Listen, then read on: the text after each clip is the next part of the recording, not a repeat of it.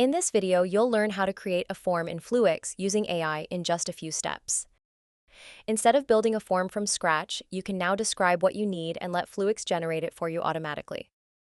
To start, attach an existing PDF or image of a paper form.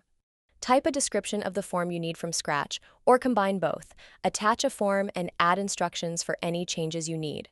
Below the input, you'll also find ready-made suggestions like vehicle inspection report, equipment inspection checklist, hazard identification form, and more.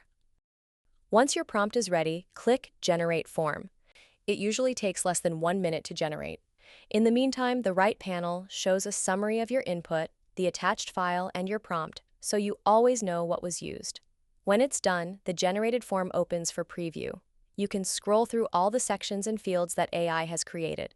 If the form looks good, click Open in Form Builder to review it in detail and make any final adjustments.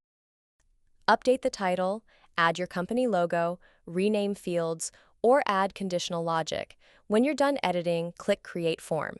The form is now available in your form library and ready to be added to a workflow.